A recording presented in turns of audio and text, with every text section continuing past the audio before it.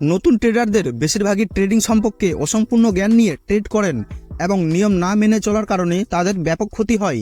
কিভাবে শিখতে হয় ট্রেডিং আমরা জানব, কিভাবে স্টক মার্কেটে ট্রেডিং শেখা যায়, কখন ট্রেড করা উচিত এবং কখন নয়, কোম্পানির শেয়ার আইপিও প্রাথমিক পাবলিক অফারিংয়ের মাধ্যমে পুঁজিবাজারে তালিকাভুক্ত হওয়ার পর শেয়ার কেনাবেচা শুরু হয়। যারা শেয়ার বাজারে শেয়ার ক্রয় ও বিক্রয় করে তাদের বলা হয় ট্রেডার বা ইনভেস্টর।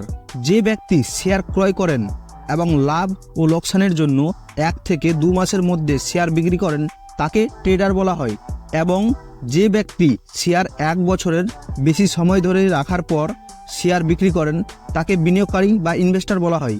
যে কোনো ব্যক্তি মুনাফা অর্জনের উদ্দেশ্য নিয়ে ট্রেড করে, যাতে সে কম দামে কোনো কোম্পানির শেয়ার কিনে বেশি দামে বিক্রি করার চেষ্টা করে বা বেশি দামে শেয়ার বিক্রি করে কম দামে কেনার চেষ্টা করে। এখন আমরা জানবো আপনি কিভাবে ট্রেডিং শিখতে পারেন। যদিও শেয়ার মার্কেটে ট্রেডিং নিজের মধ্যে একটি বড় বিষয়, কিন্তু প্র্যাকটিস ইজ দ্য বেস্ট, অর্থাৎ ক্রমাগত প্রচেষ্টা এবং প্র্যাকটিসের মাধ্যমে ট্রেডিং অধিকাংশে বোঝা যায়। আপনি যদি ট্রেডিং জগতে নতুন হয়ে থাকেন তাহলে ভিডিওতে বলা ধাপগুলো অনুসরণ করার পরেই ট্রেডিং শুরু করুন, যাতে আপনি সর্বাধিক লাভ এবং সর্বনিম্ন ক্ষতি পান। নাম্বার 1, পেপার ট্রেডিং প্র্যাকটিস করুন। নগদ বাজারে ট্রেড করার আগে পেপার ট্রেডিং অনুসরণ করা আপনার জন্য খুবই গুরুত্বপূর্ণ। লাইভ স্টক মার্কেট দেখে পেপার ট্রেডিং বা কাগজে ট্রেড করাকে পেপার ট্রেডিং বলে। এটি করার একটি সহজ উপায় হলো, আপনি যখনই স্টক মার্কেটে ট্রেড দেখতে পান তখন একটি কাগজে তার ক্রয় মূল্য, লক্ষ্য এবং স্টপ লস নোট করুন। এখন লক্ষ্য বা স্টপ লস যাই হোক না কেন, লাভ ক্ষতি নোট করুন। এইভাবে আপনি কমপক্ষে 8টি ট্রেড করবেন। এই 8টি ট্রেডের মধ্যে 6 থেকে 7টি ট্রেডে আপনার ডিসিশন যদি ভালো থাকে, দেখতে পাচ্ছেন প্রফিট হচ্ছে, তাহলে এটি খুবই ভালো। নগদের ট্রেডিং তখনই আপনার জন্য উপযুক্ত হবে যখন আপনি ট্রেডে 70% বেশি মুনাফা অর্জন করবেন, অন্যথায় আপনাকে আরও কঠিন পরিশ্রম করতে হবে। নাম্বার 2, ট্রেডিং বই পড়ুন। প্রথমে আপনাকে সিদ্ধান্ত নিতে হবে আপনি কি ধরনের ট্রেডিং করতে চান। আপনি যে ধরনের ট্রেডিং করতে চান না কেন, আপনি ওই সম্পর্কিত বইগুলি দেখে ট্রেডিংয়ের কৌশলগুলি শিখতে পারেন। আজকাল অনলাইন মার্কেটে অনেক ধরনের ট্রেডিং বই, যেমন intraday trading, A to Z share market intraday বইটি পাওয়া যায়। আপনি কিছু ফি পরিশোধ করেই বইটি কিনতে পারেন এবং ট্রেড করার দক্ষতা শিখতে পারেন। নাম্বার 3, ট্রেডিং কোর্স শিখতে পারেন। অনেকে অনলাইন এবং অফলাইন ক্লাসের মাধ্যমে ট্রেডিং কোর্স শেখান। যারা টেকনোলজি ব্যবহার করেন তারা অনলাইনে যেতে পারেন, এবং যারা টেকনোলজির সাহায্য নিতে চান না তাদের জন্য অনেক কোচিং ইনস্টিটিউট রয়েছে যা ট্রেডিং সম্পর্কিত অফলাইন ক্লাস প্রদান করে। আপনি তাদের সাহায্য নিয়ে ট্রেড করার দক্ষতা শিখতে পারেন। Number 4, trading related YouTube channel follow করুন। বর্তমান সময়ে যে কোনো ধরনের তথ্য পাওয়ার জন্য ইউটিউব একটি খুব ভালো বিকল্প। ট্রেডিংয়ের জটিলতা ব্যাখ্যা করতে এবং ট্রেডিং শেখানোর জন্য অনেকে ইউটিউবে তাদের নিজস্ব ইউটিউব চ্যানেল তৈরি করে। আপনি চাইলে তাদের সাহায্য নিয়ে ট্রেডিং শিখতে পারেন। Number 5, study technical analysis. যে কোনো শেয়ারে ইনভেস্ট বা ট্রেড করার আগে সেই শেয়ারের চার্টের টেকনিক্যাল অ্যানালাইসিস করা খুবই গুরুত্বপূর্ণ। এটা আমাদের বলে যে কখন শেয়ার কেনা এবং বিক্রি করা আমাদের জন্য উপকারী হবে। স্টক মার্কেটের ট্রেডিং সেক্টরে কাজ করা ট্রেডারদের সবচেয়ে বড় অসুবিধা হলো তারা জানে না কখন কোন স্টক উপরে যাবে এবং কখন নিচে নামবে। আপনি যদি একজন ভালো টেকনিক্যাল অ্যানালাইসিস্ট হন তাহলে আপনি শেয়ারের চার্ট দেখে বা অ্যানালাইসিস করে শেয়ারের পরবর্তী পদক্ষেপের পূর্বাভাস পাবেন। ট্রেড করার জন্য ট্রেডারদের বিভিন্ন কৌশল রয়েছে। সমস্ত ট্রেডাররা তাদের নিজস্ব কৌশল অনুযায়ী ট্রেড নেয়। অন্য কথায়, যে পদ্ধতির মাধ্যমে ট্রেডাররা শেয়ারের পরবর্তী গতিবিধি খুঁজে বের করে তাকে টেকনিক্যাল অ্যানালাইসিস বলে। কিভাবে ট্রেড করতে হয় তা শেখার পর্যায়ে ট্রেডিং এর নিয়ম অনুসরণ করা খুবই গুরুত্বপূর্ণ।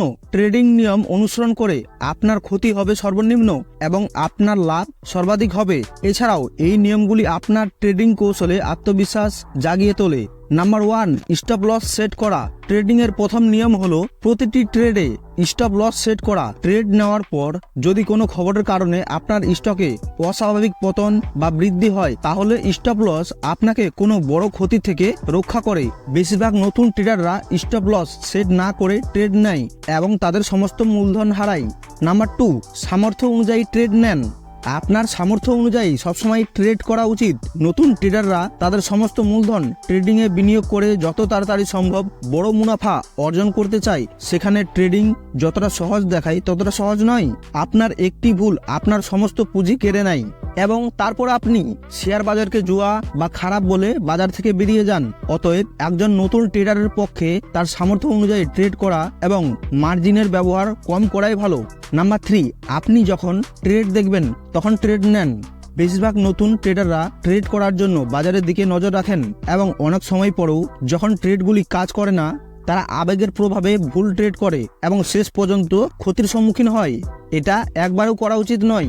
যদি সারাদিনে মার্কেটে কোনো ট্রেড না পাওয়া যায় তাহলে ওই দিন কোনো ট্রেড না করে পরের দিনের জন্য অপেক্ষা করাই ভালো। নাম্বার 4, একটি ট্রেড নেওয়ার পরিকল্পনা তৈরি করুন। ট্রেড করার আগে একটি ট্রেডিং প্ল্যান প্রস্তুত করা খুবই গুরুত্বপূর্ণ। স্টপ লস এবং টার্গেট সহ ট্রেড থেকে প্রস্থান করার সময়টি আপনার পরিকল্পনায় অন্তর্ভুক্ত করুন।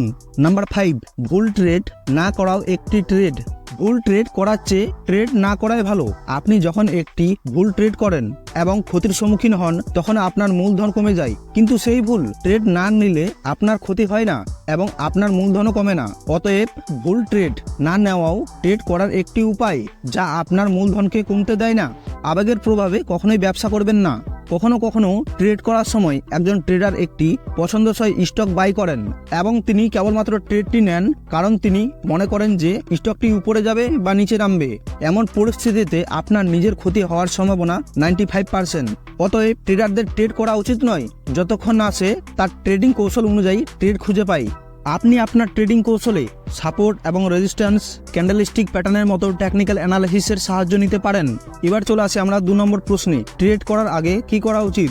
আপনি যদি স্টক মার্কেটে নতুন হয়ে থাকেন এবং নতুন রিসেন্টলি ট্রেড করার দক্ষতা শিখে থাকেন তাহলে শেয়ার বাজারে ট্রেড করার আগে পেপার ট্রেডিং করে নিজেকে চেষ্টা করা উচিত। এটি আপনাকে আপনার দক্ষতার উপর আস্থা দেবে যাতে আপনি বাজার থেকে সম্পূর্ণ মুনাফা অর্জন করতে সক্ষম হবেন। নগদ বাজারে ট্রেড করার আগে স্টক মার্কেট চার্ট, সাপোর্ট এবং রেজিস্ট্যান্স, ট্রেডিং ভলিউম এবং টেকনিক্যাল অ্যানালাইসিস করা খুবই গুরুত্বপূর্ণ। একজন নতুন ট্রেডারের কখনোই তার ট্রেডিং নিয়ম ভঙ্গ করা উচিত নয়। এবার আমি চলে আসি শেষ প্রশ্নে, শেয়ার মার্কেটে আপনি একদিনে কত টাকা আয় করতে পারেন। এর উত্তর, আপনি যদি একজন অভিজ্ঞ স্টক মার্কেট প্লেয়ার হন তবে আপনি একদিনে কোটি টাকাও আয় করতে পারেন। এটি আপনার রিস্ক নেওয়ার ক্ষমতার উপর নির্ভর করে। রিস্ক যত বড়, লাভ তত বেশি। আশা করি বুঝতে পেরেছেন। আজকের ভিডিওতে আমরা শিখেছি স্টক মার্কেটে প্রচুর উত্থান এবং পতন রয়েছে, তাই আপনি যদি ট্রেডিংয়ের জগতে প্রবেশ করেন তবে প্রথমে পুঙ্খানুপুঙ্খভাবে ট্রেডিং শেখার পরে পেপার ট্রেডিং করুন। এরপরে নগদ বাজারে ট্রেড করার সমস্ত নিয়ম অনুসরণ করে অল্প পুঁজিতে ট্রেড করা শুরু করুন যাতে আপনার শেখা এবং উপার্জন উভয়ই চলতে থাকে। তো ফ্রেন্ডস, এই ছিল আজকের ভিডিওটি কেমন লেগেছে? এই ভিডিওটি যদি ভালো লেগে থাকে একটি লাইক করে দিবেন এবং চ্যানেলে নতুন হয়ে থাকলে সাবস্ক্রাইব করে পাশেই থাকবেন। দেখা হচ্ছে পরের অন্য কোনো একটি ভিডিওতে। ভালো থাকবেন, সুস্থ থাকবেন। ধন্যবাদ।